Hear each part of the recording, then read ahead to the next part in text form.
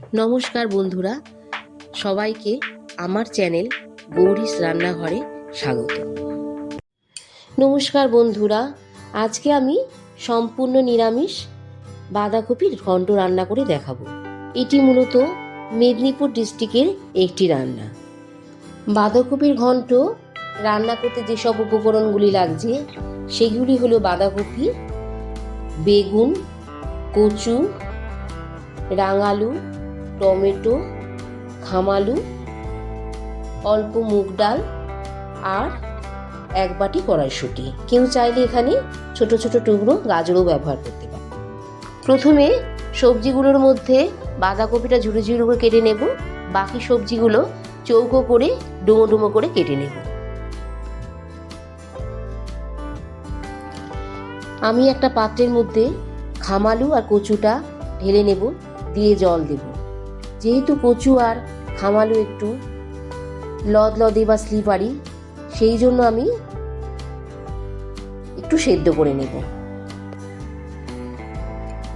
তারপরে আমি 2 চামচের মতো গোটা জিরে আর 2টো শুকনো লঙ্কা ভাজা মশলা তৈরির জন্য নিয়ে নেব। এবারে কচু আর খামালুটা সেদ্ধ করতে বসাবো। তারপর যখন জলটা ফুটে উঠবে তাতে আমি 1 চামচ নুন দেব। নুন দিয়ে আরও 2 মিনিট মতো ফুটিয়ে জলটা ঝরিয়ে রেখে দেব। তারপর আমি ভাজা মশলাটা তৈরি করে নেব। 2 চামচ গোটা জিরে আর 2টো শুকনো লঙ্কা দিয়ে 2 মিনিটের মতো ভেজে হালকা লাল হয়ে গেলে, সুন্দর গন্ধ বেরোলে আমি নামিয়ে গুঁড়ো করে নেব। বন্ধুরা, যদি আমার ভিডিওটি আপনাদের ভালো লেগে থাকে তাহলে আমার চ্যানেলটিকে লাইক, শেয়ার অ্যান্ড সাবস্ক্রাইব করে দেবেন আর পাশে থাকা বেল আইকনটি প্রেস করে দেবেন।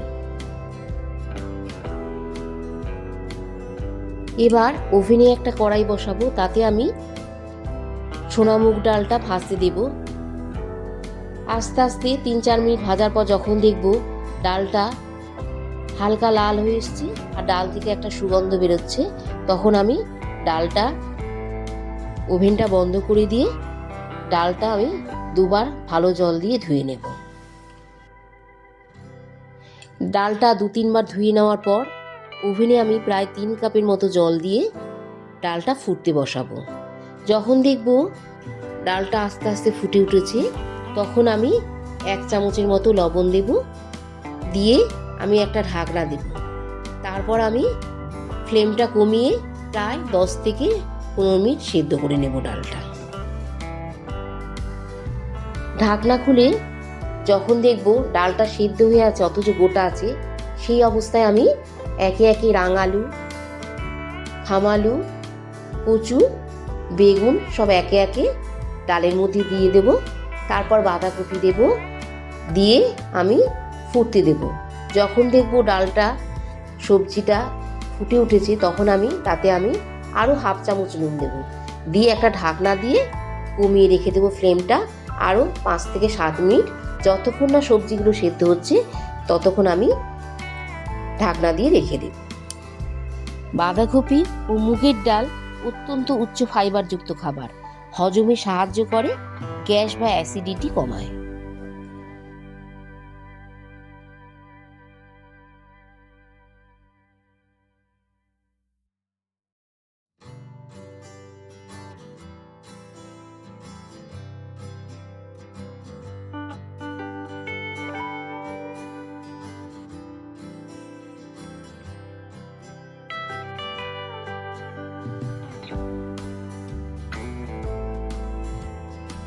তারপর 7 মিনিট বাদে যখন দেখব সবজিগুলো সেদ্ধ হয়ে গেছে তখন আমি বন্ধ করে দেব।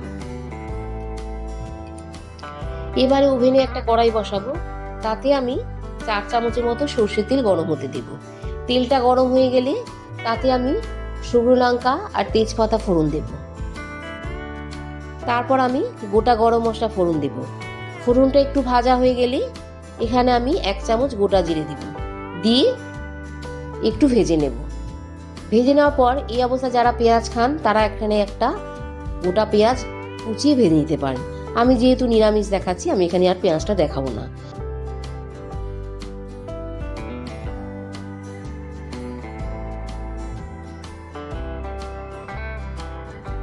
তারপর কি করব, 1 চামচ আদা বাটা দেবো আর 1 চামচ হলুদ দিয়ে আদাটাকে ভেজে নেব, যাতে আদার কাঁচা গন্ধটা কেটে যায়। মশলাটা ভাজা হয়ে গেলে তারপর আমি কি করব, একটা টমেটো 4 টুকরো করে কেটে তেলের মধ্যে দিয়ে দেব, দিয়ে আস্তে আস্তে নাড়তে থাকবো। তারপর কি করব, 2 মিনিটের মতো নাড়া হয়ে গেলে একটা ঢাকনা দিয়ে টমেটোটা যাতে সিদ্ধ হয়ে যায় একটা চাপা দিয়ে 2 মিনিটের মতো রেখে দেব।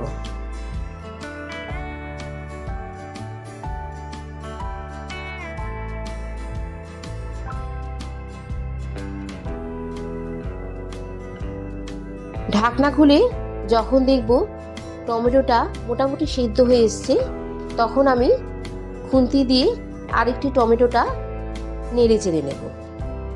তারপর আমি খানিকক্ষণ বাদে 1/2 চামচ কাশ্মীরি গুঁড়ো লঙ্কা, 1/2 চামচ গোলমরিচের গুঁড়ো দিয়ে মশলার সাথে খুন্তি দিয়ে নেড়ে চেড়ে ভালোভাবে মিশিয়ে নেব।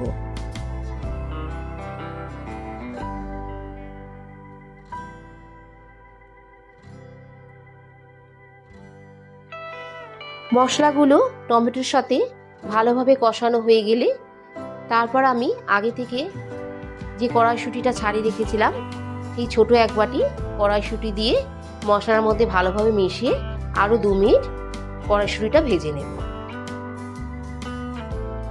টমেটোর সাথে কড়াইশুঁটিটা 2 মিনিটের মতো ভাজা হয়ে গেলে যখন দেখব কড়াইশুঁটিটা একটু সেদ্ধ হয়ে এসছে, তখন আমি কি করব, আগে থেকে যে ডালের মধ্যে সবজিগুলো সেদ্ধ করে রেখেছিলাম সেইটা এই মশলার মধ্যে ঢেলে দিব। তারপর আরও 5 মিনিটের মতো সবজি ডালটা ফুটতে দেব।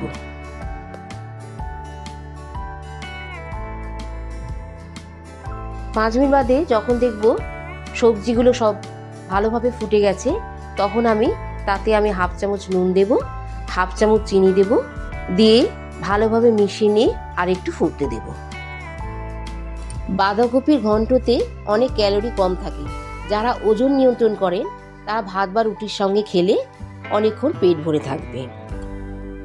বাঁধাকপির ঘন্টটি হাই প্রোটিনযুক্ত খাবার। নিরামিষ দিনে এই খাবারটি অবশ্যই ট্রাই করে দেখতে পারেন।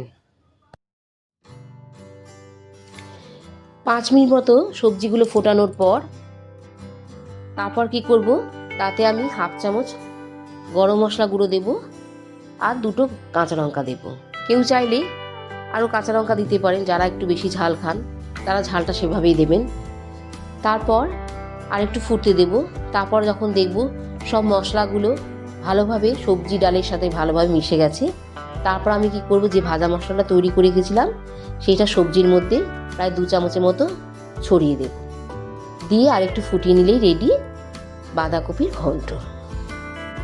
রান্নাটা করে যদি ভালো লেগে থাকে তাহলে কমেন্ট বক্সে কমেন্ট করে জানাবেন। গরম গরম পরিবেশন করুন বাড়ির সকলকে রুটি ও ভাতের সঙ্গে বাঁধাকপির ঘন্ট।